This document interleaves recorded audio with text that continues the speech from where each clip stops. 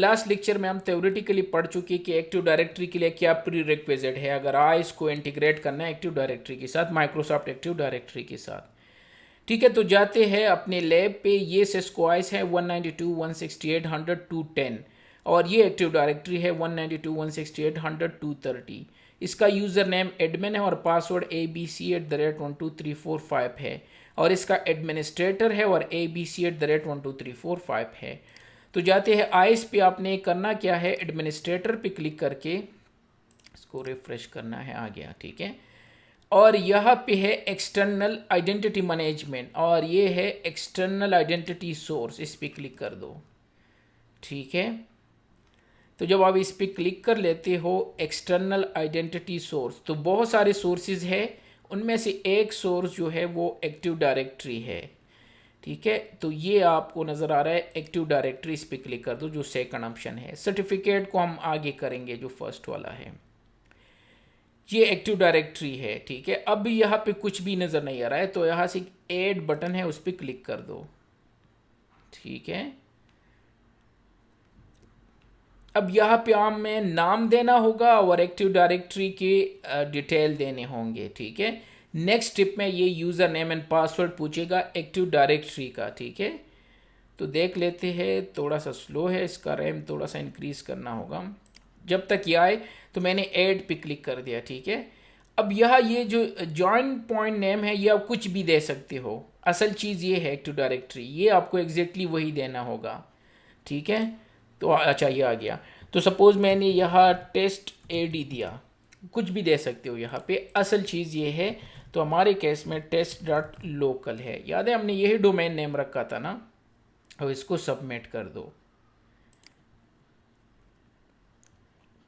अब जब इसको सबमिट कर लेते हो तो अगर कोई इशू नहीं है, ये है would you like to join ice no to active directory, तो आपने यस पे क्लिक करना है, यही तो हम चाहते हैं। तो वो कह रहे हैं कि यूज़र नेम बताओ। यूज़र नेम किसका, एक्टिव डायरेक्टरी का, जो मैंने आपको बताया। ठीक है, तो वो है एडमिनिस्ट्रेटर और पासवर्ड abc@12345 किसका, एक्टिव डायरेक्टरी का। ठीक है, स्पेसिफिक ऑर्गेनाइजेशन यूनिट अगर चाहिए वो तो हम बाद में भी ऐड कर सकते हैं, तो बेहतर है कि ये एनएफ है, ओके कर दो।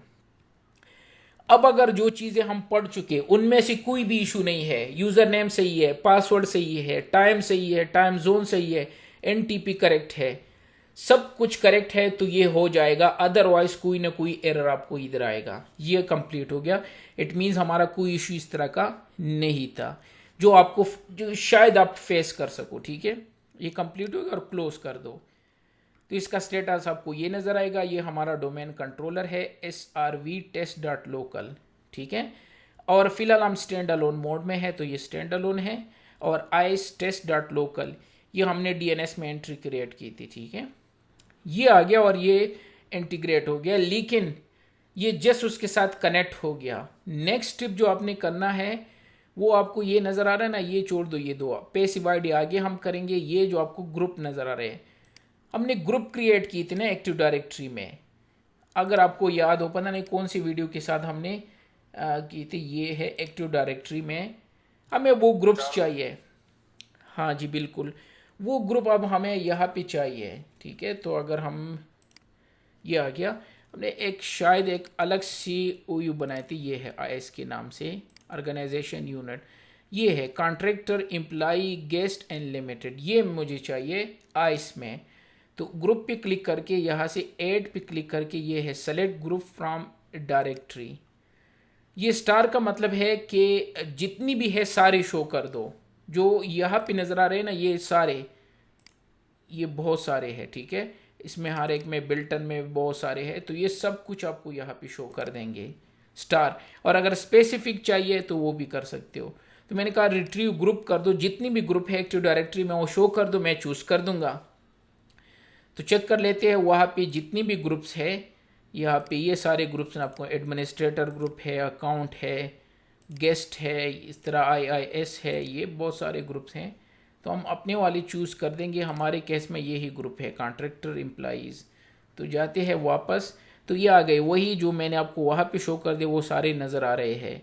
हमारे काम के जो है, एक है कॉन्ट्रैक्टर, एक इम्प्लाइज था, एक गेस्ट था, एक लिमिटेड था, और जो हमें चाहिए वो डोमेन यूज़र है, वो मैंने सर्च करने हैं, वो हमें चाहिए फ़िलहाल, जिसको हम आगे यूज़ करेंगे। तो ये है डोमेन यूज़र।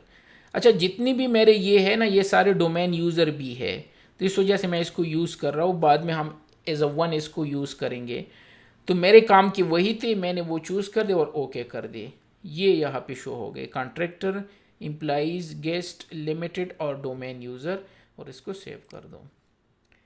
तो इट मीन्स हमारे एक्टिव डायरेक्टरी भी इंटीग्रेट हो गया और जो ग्रुप हमें चाहिए। अच्छा, बाद में कोई और ग्रुप आपने ऐड कर दिया तो आपको ये रिपीट करना होगा, यहाँ से ऐड करके, और उस ग्रुप का नाम भी लिख सकते हो। सपोज यहाँ कॉन्ट्रैक्टर, यहाँ सर्च कर दो, तो जो कॉन्ट्रैक्टर से स्टार्ट है वो आपको यहाँ पे शो कर देंगे। ये है कॉन्ट्रैक्टर से, यही स्टार्ट है, और उसको ऐड कर, कल को अगर सपोज आपने ऐड कर दिया तो वो आपको यहाँ पे ऐड करना होगा, अदरवाइज वो ग्रुप यहाँ पे इंटीग्रेट नहीं होगा और ना आप इसको यूज़ करोगे अपनी पॉलिसी में। तो जो आप यहाँ पे सपोज वहाँ पे है, यहाँ पे आपने नहीं लाए तो नहीं करेगा काम, ठीक है, याद रखना। वो बाद में आप यहाँ पे आके कभी भी ऐड कर सकते हो। नेक्स्ट, आगे हम एडवांस सेटिंग में थोड़ी बहुत सारी चीज़ें चेंज करेंगे, ठीक है। ये जो नज़र आ रहा है, फिलहाल मैं इसको ये वाला करना चाहता हूँ। ये किस लिए हम कर रहे हैं तो बाद में मैं आपको बताऊंगा। सेव कर दो। यहाँ से हमें कुछ भी नहीं करना, अगर ये भी ना करो खैर है, ये बाद में यूज़ होगा, तो इस वजह से मैंने अभी क्लिक कर दिया। यहाँ से और क्या चीज़, दैट्स इट। तो हमारे एक्टिव डायरेक्टरी इंटीग्रेट हो गई। लेकिन एक्टिव डायरेक्टरी इंटीग्रेट करने के साथ साथ एक और काम भी कर लेते। शायद मैंने तो ग्रुप ऐड कर दिए, ऑप्शन सेटिंग में तो मैंने ये चूज़ कर दिया। हाँ, ये था, एक आइडेंटिटी सोर्स सीक्वेंस क्रिएट करना है जिसको हम बाद में यूज़ करेंगे, तो वो मैंने यहाँ पे इसके साथ ऐड कर दिया है।